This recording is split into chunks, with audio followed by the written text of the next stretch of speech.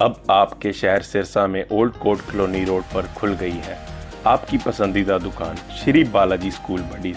हमारे पास सिरसा के reputed school जैसे कि Rajendra, DPS, GD Goenka, saint Xavier, BR global, Sawan, Satluj, DAV, Rajendra, दा सिरसा इत्यादि स्कूलों की ड्रेसें उचित दामों पर उपलब्ध है। उम्दा क्वालिटी ही हमारी दुकान की पहचान है। इसी के साथ साथ बच्चों की स्कूल एक्सेसरीज जैसे कि टाई, बेल्ट, टिफिन, बॉटल आदि भी उपलब्ध हैं। तो देश बचेगा, आओ मिलकर देश को बचाएं। साथियों, ਅੱਜ ਦੀ ਇਹ ਮੀਟਿੰਗ ਕਾਮਰੇਡ ਸੁਰਜੀਤ ਸਿੰਘ ਜੀ ਦੀ ਅਧਿਕਸ਼ਤਾ ਦੇ ਵਿੱਚ ਜਾਟ ਧਰਮਸ਼ਾਲਾ 'ਚ ਹੋਈ, ਜਿਸ ਦੇ ਵਿੱਚ ਕਿ ਆਉਣ ਵਾਲੀ 31 ਅਗਸਤ ਨੂੰ ਸਾਡੇ ਸਿਰਸਾ ਦੇ ਜੋ ਬਾਬਾ ਬੰਦਾ ਸਿੰਘ ਬਹਾਦਰ ਚੌਂਕ ਹੈ, ਉਸ ਤੋਂ ਅੱਗੇ ਟੈਲੀਫੋਨ ਐਕਸਚੇਂਜ ਦੇ ਗੇਟ ਦੇ ਸਾਹਮਣੇ ਬਾਬਾ ਨਾਨਕ 1313 ਆਜ਼ਾਦਗਾਰੀ ਦਵਾਖਾਨਾ ਖੁੱਲ੍ਹ ਰਿਹਾ ਹੈ, ਜਿਸ ਦਾ ਉਦਘਾਟਨ ਸਾਡੇ ਸੰਯੁਕਤ ਕਿਸਾਨ ਮੋਰਚਾ ਦੇ ਸੀਨੀਅਰ ਆਗੂ ਚੌਧਰੀ ਰਕੇਸ਼ ਟਕੈਤ ਜੀ ਕਰਨ ਆ ਰਹੇ ਨੇ। ਸਾਥੀਓ, 31 ਅਗਸਤ ਨੂੰ ਇਹ ਜੋ ਇੱਕ ਕਾਰਪੋਰੇਟ ਘਰਾਣਾ ਜੋ ਇਸ ਦੇਸ਼ ਨੂੰ ਲੁੱਟ ਰਿਹਾ ਹੈ, ਦੂਸਰੇ ਬੰਨੇ ਇੱਕ ਸਾਡੇ ਸਾਥੀ ਜੋ ਇਸ ਦਵਾਖਾਨਾ ਖੋਲ੍ਹ ਰਹੇ ਨੇ, ਜਿੱਥੇ ਕਿ ਬਿਲਕੁਲ ਜੋ ਮਿਨੀਮਮ ਮਾਰਜਨ 'ਤੇ ਸਿਰਫ ਖਰਚੇ ਦੇ ਉੱਪਰ ਹੀ ਕੰਮ ਕੀਤਾ ਜਾਊਗਾ, ਉਹ ਦਵਾਈਆਂ ਦਿੱਤੀਆਂ ਜਾਣਗੀਆਂ। ਅਤੇ ਉਸੇ ਹੀ ਦੌਰਾਨ 31 ਅਗਸਤ ਨੂੰ ਤਾਊ ਦੇਵੀਲਾਲ ਪਾਰਕ ਦੇ ਵਿੱਚ ਇੱਕ ਬਹੁਤ ਵੱਡੀ ਜਨ ਸਭਾ ਨੂੰ ਸੰਬੋਧਿਤ ਕੀਤਾ ਜਾਊਗਾ, ਜਿਸ ਦੇ ਵਿੱਚ ਸਾਡੇ ਸਿਰਸਾ ਦੀਆਂ ਸਾਰੀਆਂ ਕਿਸਾਨ ਜਥੇਬੰਦੀਆਂ, ਫਤਿਹਾਬਾਦ ਦੀਆਂ ਅਤੇ ਸਾਡੇ ਜਿੰਨੇ ਵੀ ਕਲੱਬ ਨੇ, ਜਿੰਨੇ ਸਾਡੇ ਨੌਜਵਾਨ ਸਾਥੀਆਂ ਦੇ ਕਲੱਬ ਨੇ ਪਿੰਡਾਂ ਦੇ ਵਿੱਚ, ਸਮਾਜਿਕ ਸੰਗਠਨ, ਵਪਾਰ ਮੰਡਲ, ਸਾਰੇ ਜਿੰਨੇ ਵੀ ਸਾਥੀ ਨੇ, ਉਹ ਮਿਲ ਕੇ ਇਸ ਜੋ ਸਾਡਾ ਦਵਾਖਾਨੇ ਦਾ ਉਦਘਾਟਨ ਹੈ ਅਤੇ ਜਨ ਸਭਾ ਨੂੰ ਸੰਬੋਧਿਤ ਕਰਨ ਲਈ ਸਾਡੇ ਜੋ ਕਿਸਾਨ ਆਗੂ ਰਕੇਸ਼ ਟਕੈਤ ਜੀ, ਸੋਨੀਆ ਮਾਨ ਸਾਡੀ ਕਿਸਾਨੀ ਕਲਾਕਾਰ ਅਤੇ ਕੰਡੇਲਾ ਵਾਲੀ ਤਾਈ ਅਤੇ ਹੋਰ ਵੀ ਕਈ ਸਾਡੇ ਸੰਯੁਕਤ ਮੋਰਚੇ ਤੋਂ ਸਾਥੀ ਪਹੁੰਚ ਰਹੇ ਨੇ। ਅਤੇ ਉਸ ਦੇ ਕਰਕੇ ਹੀ ਅੱਜ ਤੁਹਾਡੇ ਚੈਨਲ ਦੇ ਮਾਧਿਅਮ ਦੇ ਰਾਹੀਂ ਪੂਰੇ ਆਵਾਮ ਨੂੰ ਅਪੀਲ ਕਰਦੇ ਹਾਂ ਕਿ ਆਉਣ ਵਾਲੀ 31 ਤਰੀਕ ਨੂੰ ਸਵੇਰੇ 11 ਵਜੇ ਬਾਬਾ ਬੰਦਾ ਸਿੰਘ ਬਹਾਦਰ ਚੌਂਕ ਦੇ ਵਿੱਚ ਨਾਲ ਲੱਗਦੇ ਚੌਧਰੀ ਦੇਵੀਲਾਲ ਪਾਰਕ ਦੇ ਵਿੱਚ ਪਹੁੰਚੋ ਅਤੇ ਆਪਣੇ ਕਿਸਾਨ ਨੇਤਾਵਾਂ ਦੇ ਜੋ ਇਸ ਅੰਦੋਲਨ ਨੂੰ ਹੋਰ ਕਿਵੇਂ ਲੜਾਈ ਲੜੀ ਜਾ ਕੇ ਕਿਵੇਂ ਜਿੱਤਿਆ ਜਾਵੇ, ਉਸ ਦੇ ਵਿਚਾਰ ਸੁਣਨ ਵਾਸਤੇ ਸਾਰੇ ਪਹੁੰਚਣਗੇ। ਅਤੇ ਅੱਗੇ ਸਾਡੇ ਆਉਣ ਵਾਲੇ ਟਾਈਮ ਦੇ ਵਿੱਚ ਜੋ 5 ਸਤੰਬਰ ਨੂੰ ਇੱਕ ਬਹੁਤ ਵੱਡੀ ਮਹਾਂ ਰੈਲੀ ਮੁਜ਼ੱਫਰਨਗਰ ਦੇ ਵਿੱਚ ਹੋ ਰਹੀ ਹੈ, ਜਿਸ ਦਾ ਕਿ ਮਿਸ਼ਨ ਉੱਤਰਾਖੰਡ, ਮਿਸ਼ਨ UP ਜੋ ਉੱਥੇ ਲਾਂਚਿੰਗ ਕਰਨੀ ਹੈ। 10 ਲੱਖ ਦੇ ਕਰੀਬ ਸਾਡੇ ਕਿਸਾਨ ਸਾਥੀ ਉੱਥੇ ਇਕੱਠੇ ਹੋ ਰਹੇ ਨੇ, ਉਸ ਦਾ ਨਿਯੰਤਾ ਵੀ ਚੌਧਰੀ ਰਕੇਸ਼ ਟਕੈਤ ਜੀ ਦੇਣਗੇ। ਮੈਂ ਬੇਨਤੀ ਕਰਦਾ ਸਾਡੇ ਅਧਿਕਸ਼ ਜੀ ਨੂੰ ਵੀ ਅੱਗੇ ਦੀ ਉਹ ਦੱਸਣਗੇ ਕਾਰਵਾਈ। ਧੰਨਵਾਦ ਸਾਥੀਓ। ਇਹ ਜਿੱਥੇ ਸਮਾਜਿਕ ਮੁੱਦਿਆਂ ਨੂੰ ਲੈ ਕੇ ਜਾਂ ਆਰਥਿਕ ਤੌਰ 'ਤੇ ਜਿਹੜੀ ਆਮ ਜਨਤਾ ਦੀ ਇਹ ਮੈਡੀਸਨ ਵੱਲੋਂ ਲੁੱਟ ਹੋ ਰਹੀ ਸੀ, ਬਹੁਤ ਜੋ ਵੀ ਮਾਰਜਨ ਨਹੀਂ ਉਹਨੂੰ ਕੀ ਕਹਿ ਸਕਦੇ ਹਾਂ ਕਿ 5 ਰੁਪਏ ਦੀ ਦਵਾਈ 100 ਤੱਕ ਵਿਕ ਰਹੀਆਂ ਨੇ, ਉਹਨਾਂ ਨੂੰ ਧਿਆਨ 'ਚ ਰੱਖਦੇ ਹੋਏ ਇੱਥੇ ਅਸੀਂ ਇਹ ਜਿਹੜਾ ਆ ਯਾਦਗਾਰੀ ਪ੍ਰੋਗਰਾਮ ਬਣਾ ਰਹੇ ਹਾਂ ਕਿ ਦਵਾਖਾਨਾ ਜਿਹੜਾ ਬਾਬੇ ਨਾਨਕ ਦੀ 1313 ਵਾਲੀ ਜਿਹੜੀ ਸੋਚ ਸੀ, ਉਹਨੂੰ ਅੱਗੇ ਲੈ ਕੇ ਜਾਣ ਵਾਸਤੇ ਕਿ ਸਸਤੇ ਦਰਾਂ 'ਤੇ ਥੋੜ੍ਹੀ ਜਿਹੀ ਲਾਗਤ ਨਾਲ ਹਰ ਆਦਮੀ ਨੂੰ ਇੱਥੋਂ ਦਵਾਈ ਮਿਲ ਸਕੇ, ਉਹ ਇੱਕ ਅਸੀਂ ਕੇਂਦਰ ਇੱਥੇ ਖੋਲ੍ਹ ਰਹੇ ਹਾਂ। ਆਮ ਕਿਸਾਨਾਂ ਦੇ, ਸ਼ਹਿਰੀ ਲੋਕਾਂ ਦੇ, ਆਮ ਨੌਜਵਾਨਾਂ ਦੇ ਸਹਿਯੋਗ ਦੇ ਨਾਲ ਇਹ ਜਿਹੜਾ ਆ ਇਹ ਚਲਾਇਆ ਜਾਏਗਾ ਔਰ ਇਹਨੂੰ ਖੋਲ੍ਹਿਆ ਜਾਏਗਾ ਔਰ ਸਾਰਿਆਂ ਦਾ ਸਹਿਯੋਗ ਵੀ ਚਾਹੁੰਦੇ ਹਾਂ। ਇਸ ਦੇ ਨਾਲ ਹੀ ਜਿੱਥੇ ਕਿਸਾਨਾਂ ਦਾ ਅੰਦੋਲਨ ਚੱਲ ਰਿਹਾ ਆ, 3 ਕਾਲੇ ਕਾਨੂੰਨ, MSP ਦੀ ਗਰੰਟੀ ਔਰ ਦੂਸਰੇ ਪਾਸੇ ਪਰਾਲੀ ਦਾ 2020 ਵਾਲਾ ਜਿਹੜਾ ਇਹ ਬਿਜਲੀ ਬਿੱਲ ਆ, ਇਹਦੇ ਖਿਲਾਫ ਜਿਹੜਾ ਕਿਸਾਨਾਂ ਵੱਲੋਂ ਅੰਦੋਲਨ ਚੱਲ ਰਿਹਾ, ਉਹਨੂੰ ਧਿਆਨ 'ਚ ਰੱਖਦਿਆਂ ਹੋਇਆਂ ਇਹ ਕੇਂਦਰ ਦੀ ਸਰਕਾਰ, ਹਾਕਮ ਸਰਕਾਰ ਦੇ ਖਿਲਾਫ ਬਹੁਤ ਵੱਡਾ ਮੋਰਚਾ ਜਿਹੜਾ ਆ ਉਹ ਖੋਲ੍ਹਿਆ ਜਾਏਗਾ ਉੱਤਰ ਪ੍ਰਦੇਸ਼ ਦੇ ਵਿੱਚ। 5 ਸਤੰਬਰ ਨੂੰ ਬਹੁਤ ਵੱਡੀ ਰੈਲੀ, ਘੱਟ ਤੋਂ ਘੱਟ 10 ਲੱਖ ਲੋਕਾਂ ਤੱਕ ਉੱਥੇ ਪਹੁੰਚਾਇਆ ਜਾਏਗਾ ਔਰ ਪੂਰੇ ਦੇਸ਼ ਦੇ ਸਾਰੇ ਸੂਬਿਆਂ ਦੇ ਵਿੱਚ ਡਿਊਟੀਆਂ ਲੱਗ ਚੁੱਕੀਆਂ ਨੇ। ਲੋਕ ਪਹੁੰਚਣਗੇ, ਕਿਸਾਨ ਪਹੁੰਚਣਗੇ, ਨੌਜਵਾਨ ਪਹੁੰਚਣਗੇ, ਮਹਿਲਾਵਾਂ ਪਹੁੰਚਣਗੀਆਂ, ਕਿਉਂਕਿ ਜੇ ਕਾਲੇ ਕਾਨੂੰਨ ਇਹ ਆਪਾਂ ਰੱਦ ਨਾ ਕਰਾ ਸਕੇ, ਸਿਰਫ ਇਹ ਕਿਸਾਨੀ 'ਤੇ ਹਮਲਾ ਨਹੀਂਗਾ, ਸਭ ਤੋਂ ਜ਼ਿਆਦਾ ਹਮਲਾ ਇਹ ਹੈ ਕਿ ਜਿਨ੍ਹਾਂ ਨੇ ਮੁੱਲ ਲੈ ਕੇ ਖਾਣਾ ਹੈ ਉਹਨਾਂ ਦੇ ਸਭ ਤੋਂ ਵੱਡਾ ਹਮਲਾ ਹੈ। ਕਿਉਂਕਿ ਇੰਨੇ ਵੱਡੇ ਜਦੋਂ ਸਟੋਰ ਬਣ ਜਾਣਗੇ, ਉਹਨਾਂ ਸਟੋਰਾਂ ਦੇ ਵਿੱਚੋਂ ਇਹ ਅਡਾਨੀ ਬਾਨੀ ਤਾਂ ਆਪਣੀ ਫਸਲ ਉੱਥੇ ਵੇਚਣਗੇ ਕਿ ਜਿੱਥੇ ਉਹਨਾਂ ਨੂੰ ਵੱਧ ਤੋਂ ਵੱਧ ਮੁਨਾਫਾ।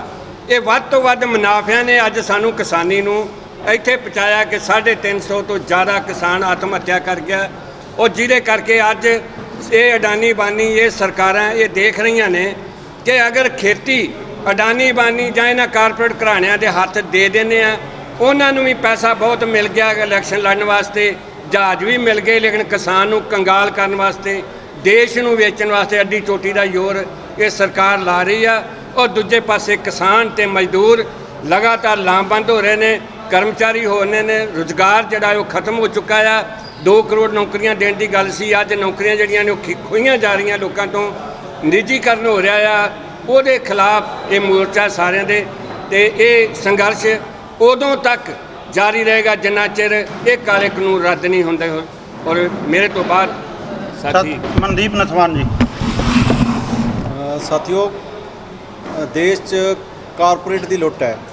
ਇਹ ਪਹਿਲੀ ਵਾਰ ਦੇਸ਼ ਦੇ ਕਿਰਤੀ ਕਾਮੇ ਨੇ ਸਮਝਿਆ ਵੀ ਕਾਰਪੋਰੇਟ ਸਾਨੂੰ ਲੁੱਟਦਾ ਕਿੱਦਾਂ। ਅੱਜ ਤੱਕ ਬਹੁਤ ਲੰਬੇ ਸਮੇਂ ਤੋਂ ਅੰਦੋਲਨ ਚੱਲਦੇ ਰਹੇ, ਜਿਹੜੀਆਂ ਲੋਕ ਲਹਿਰਾਂ ਉੱਠਦੀਆਂ ਰਹੀਆਂ ਉਹ ਸਮਝਾਉਂਦੇ ਵੀ ਰਹੇ ਵੀ ਕਾਰਪੋਰੇਟ ਸਾਡੀ ਜ਼ਮੀਨ ਤੇ ਕਬਜ਼ਾ ਕਰੇਗਾ। ਪਰ ਜਦੋਂ ਅੱਜ ਹਮਲਾ ਹੋਇਆ ਸਾਡੇ ਤੇ, ਅੱਜ ਬਹੁਤ ਸਾਰੇ ਲੋਕਾਂ ਨੇ ਕਾਰਪੋਰੇਟ ਤੋਂ ਦੀ ਜਿਹੜੀ ਲੁੱਟ ਦੀ ਨੀਤੀ ਨੂੰ ਸਮਝ ਰਿਹਾ। ਇਹ ਪਹਿਲੀ ਵਾਰ ਹੋ ਰਿਹਾ। ਆਜ਼ਾਦੀ ਮਿਲੀ ਜਦੋਂ 1947 'ਚ 15 ਅਗਸਤ ਨੂੰ ਅਸੀਂ ਦਿਨ ਮਨਾਉਂਦੇ ਹਾਂ, ਜਸ਼ਨ ਮਨਾਏ ਜਾਂਦੇ ਆ, ਪਰ ਆਜ਼ਾਦੀ 'ਚ ਦੀ ਜਿਹੜੀ ਅਸਲੀ ਹੱਕਦਾਰ ਲੋਕ ਨੇ, ਜਿਹੜਾ ਕਿ ਮੇਰਾ ਵਰਗਾ ਹਜੇ ਵੀ ਉਹ ਵੰਚਿਤ ਹੈ ਉਹ ਅਧਿਕਾਰਾਂ ਤੋਂ। ਅੱਜ ਦਵਾਈ ਦੀ ਗੱਲ ਕੀਤੀ ਜਾ ਰਹੀ ਹੈ। ਆਮ ਆਦਮੀ ਜਿਹੜਾ ਕਿਰਤ ਕਰਦਾ, ਦਸਾਂ ਨੌਆਂ ਦੀ ਮਿਹਨਤ ਕਰਦਾ ਹੈ, ਉਹ ਆਪਣਾ ਇਲਾਜ ਨਹੀਂ ਕਰਵਾ ਪਾ ਰਿਹਾ। ਔਰ ਜਿਹੜਾ ਦਵਾਈਆਂ 'ਤੇ ਲੁੱਟ ਹੈ, ਇਹ ਕੰਪਨੀ ਰਾਜ ਜਿੱਦਾਂ ਸਥਾਪਿਤ ਹੋਣ ਤੋਂ ਬਾਅਦ ਹਰ ਚੀਜ਼ 'ਤੇ ਲੁੱਟ ਹੋਣ ਜਾ ਰਹੀ ਹੈ। ਦੇਸ਼ 'ਚ ਪਹਿਲੀ ਵਾਰ ਦੇਸ਼ ਦੇ ਕਿਰਤੀ ਕਾਮੇ ਇਕੱਠੇ ਹੋਏ ਆ ਔਰ ਦੇਸ਼ ਇੱਕ ਨਵੇਂ ਬਦਲਾਅ ਵੱਲ ਜਾ ਰਿਹਾ। ਹਰ ਬੰਦੇ ਨੇ ਰਾਜਨੀਤਿਕ ਤੌਰ 'ਤੇ ਵੀ ਚੇਤਨ ਹੋ ਰਿਹਾ ਔਰ ਕਾਰਪੋਰੇਟ ਤੋਂ ਪੈਸੇ ਲੈ ਕੇ ਚੱਲਣ ਵਾਲੀਆਂ ਪਾਰਟੀਆਂ ਦੀਆਂ ਚਾਲਾਂ ਵੀ ਸਮਝ ਰਿਹਾ। ਔਰ ਦੇਸ਼ ਦਾ ਜਿਹੜਾ ਇਹ ਅੰਦੋਲਨ ਹੈ, ਇਹ ਦੇਸ਼ ਨੂੰ ਇੱਕ ਨਵੀਂ ਦਿਸ਼ਾ ਵੱਲ ਲੈ ਕੇ ਜਾਏਗਾ। ਅਸੀਂ ਜਦੋਂ ਭਗਤ ਸਿੰਘ ਦੀ ਗੱਲ ਕਰਦੇ ਹਾਂ, ਕਰਤਾਰ ਸਿੰਘ ਸਰਾਭੇ ਦੀ ਗੱਲ ਕਰਦੇ ਹਾਂ, ਜਦੋਂ ਵਿਦੇਸ਼ਾਂ 'ਚ ਉਹ ਕਰਤਾਰ ਸਿੰਘ ਸਰਾਭੇ ਹੁਣੀ ਵਿਦੇਸ਼ 'ਚ ਪੜ੍ਹਨ ਵਾਸਤੇ ਗਏ ਸੀਗੇ ਔਰ ਦੇਸ਼ ਨੂੰ ਆਜ਼ਾਦ ਕਰਾਉਣ ਵਾਸਤੇ ਵਾਪਸ ਆ ਗਏ। 19 ਸਾਲਾਂ ਦਾ ਕਰਤਾਰ ਸਿੰਘ ਸਰਾਭਾ ਫਾਂਸੀ ਲੱਗਿਆ। ਅੱਜ ਫੇਰ ਦੇਸ਼ ਦਾ ਜਿਹੜਾ ਨੌਜਵਾਨ ਹੈ ਉਹ ਇਸ ਅੰਦੋਲਨ ਦੀ ਬਾਗਡੋਰ ਸੰਭਾਲ ਰਿਹਾ। ਜਿਸ ਨੌਜਵਾਨ ਨੂੰ ਇਹ ਕਿਹਾ ਜਾ ਰਿਹਾ ਸੀ ਇਹ ਨਸ਼ਾ ਕਰਦਾ ਹੈ, ਜਿਹਨੂੰ ਕਿਹਾ ਜਾ ਰਿਹਾ ਵੀ ਇਹ ਛੇੜਖਾਨੀ ਕਰਦਾ, ਗੁੰਡਾਗਰਦੀ ਕਰਦਾ ਹੈ, ਅੱਜ ਉਹੀ ਨੌਜਵਾਨ ਸਰਕਾਰਾਂ ਦੀਆਂ ਛਾਤੀਆਂ ਤੇ ਚੜ੍ਹ ਕੇ ਬੈਠ ਗਏ ਆ। ਅੱਜ ਟੁਹਾਣੇ ਤੋਂ ਸਾਥੀ ਸਾਡੇ ਜਿਹੜੇ ਵਿੱਚ ਬੈਠੇ ਜਿਨ੍ਹਾਂ ਨੇ ਇਹ ਦਵਾਖਾਨਾ ਖੋਲ੍ਹਣਾ ਹੈ, ਇਹ ਵੱਡੇ ਉਪਰਾਲੇ ਆ ਦੇਸ਼ ਦਾ ਨੌਜਵਾਨ ਕਰ ਰਿਹਾ। ਸਾਨੂੰ ਉਮੀਦ ਹੀ ਹੈ 31 ਤਰੀਕ ਦੀ ਜਿਹੜੀ ਇੱਥੇ ਉਦਘਾਟਨ ਹੋਏਗਾ ਉਹ 'ਚ ਹਜ਼ਾਰਾਂ ਲੋਕ ਆਉਣਗੇ। ਸਾਰੇ ਲੋਕਾਂ ਨੂੰ ਤੁਹਾਡੇ ਚੈਨਲ ਦੇ ਮਾਧਿਅਮ ਨਾਲ ਵੀ ਬੇਨਤੀ ਕਰਾਂਗੇ ਵੀ ਇਸ ਲੁੱਟ ਦੇ ਖਿਲਾਫ ਜਿਹੜਾ ਅੰਦੋਲਨ ਚੱਲ ਰਿਹਾ ਉਹਨੂੰ ਵੀ ਚਲਾਉਣਾ। ਔਰ ਜਿਹੜੀ ਖੇਤੀ ਦੇ ਸੰਬੰਧ ਜਿਹੜੇ ਕਾਨੂੰਨ ਹੈ, ਉਹ ਕਾਨੂੰਨ ਤਾਂ ਅਸੀਂ ਹਰ ਹਾਲ ਜਿੱਤਣ ਜਾ ਰਹੇ ਹਾਂ। ਸਰਕਾਰ ਹਾਰਨ ਜਾ ਰਹੀ ਹੈ, ਪਰ ਅਸੀਂ ਹੁਣ ਅਗਲੀਆਂ ਗੱਲਾਂ ਕਰਨੀਆਂ ਨੇ। ਜਿਹੜੇ ਨੌਜਵਾਨ ਭਾਰਤ ਛੱਡ ਕੇ ਵਿਦੇਸ਼ ਜਾ ਰਹੇ ਸੀ, ਉਹ ਨੌਜਵਾਨ ਇਸੇ ਧਰਤੀ ਨੂੰ ਸਵਰਗ ਬਣਾਉਣ ਦੀ ਲੜਾਈ ਲੜਨਗੇ। ਬਸ ਮੈਂ ਉਮੀਦ ਕਰਦਾ ਵੀ ਇਹ ਲੜਾਈ ਅਸੀਂ ਜਿੱਤਣ ਜਾ ਰਹੇ ਹਾਂ। ਦੇਸ਼ ਦੀ ਕਾਰਪੋਰੇਟ ਪੱਖੀ ਪਾਰਟੀਆਂ ਹਾਰਨ ਜਾ ਰਹੀਆਂ, ਜਿਹੜੇ ਹਾਕਮ ਨੇ ਉਹ ਹਾਰਨ ਜਾ ਰਹੇ ਆ। ਦੇਸ਼ ਦਾ ਕਿਰਤੀ ਕਾਮਾ ਜਿੱਤੇਗਾ। ਇਹ ਇੱਦਾਂ ਦੇ ਵਾਤਾਵਰਨ ਬਣਦਾ ਨਜ਼ਰ ਆ ਰਿਹਾ। बाबा नानक 13 यादगारी दवाखाना जो है, ये एक आंदोलन है, ये एक बदलाव की शुरुआत है। जो दवाई का माफिया है जिसमें लूट की जाती है, परसेंटेज में नहीं, मार्जिनस में नहीं, गुणा में, फोल्ड्स में, जो 7-7 रुपये का पत्ता फैक्ट्री से रेडी होता है या कोई कफ सिरप रेडी होती है 5 रुपये 6 रुपये की, उसको 80 रुपये का बेचा जाता है, जिसमें कई लोगों के कमीशन जुड़े होते हैं।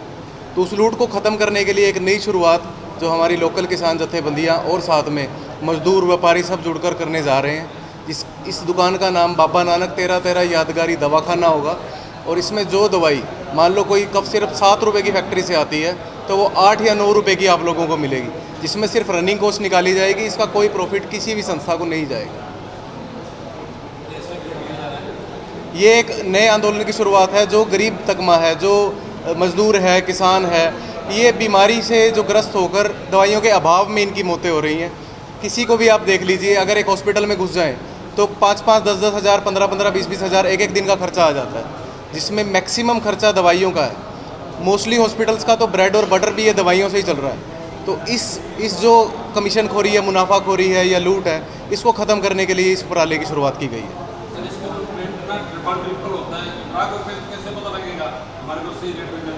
जी, अगर गाहक को जनरल दवाइयाँ होती हैं, जैसे कफ सिरप होती है फॉर एन एग्जांपल, गाहक 80 रुपये, 70 रुपये, 75 रुपये की आम लेता है, तो गाहक कॉमन मेडिसिन से अंदाज़ा लगा सकता है। DSR का पत्ता है वो 12 रुपये का मिलेगा, कफ सिरप 10 रुपये के अंदर मिलेगी आपको।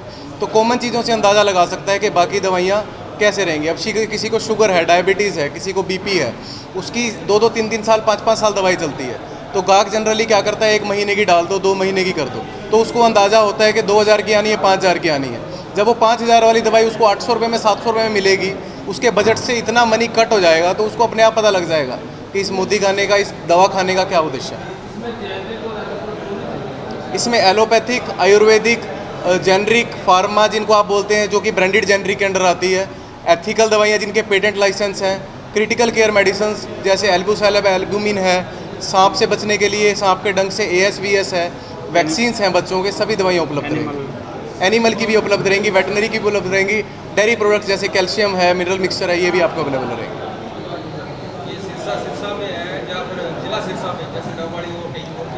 अभी फ़िलहाल के लिए हमने ज़िला सिरसा के लिए एक रखा है, आने वाले समय में भविष्य ने गर्भ में क्या छुपा रखा है उसके लिए हमें कुछ नहीं कह सकते। इसकी एक ब्रांच फतेहाबाद और टोहाना ऑलरेडी चल रही है। ये 3 है, चौथा हमने गुरुद्वारा झाड़साई में फ्री वाला खोला हुआ है, जिसमें हम फ्री इलाज, फ्री टेस्ट करते हैं।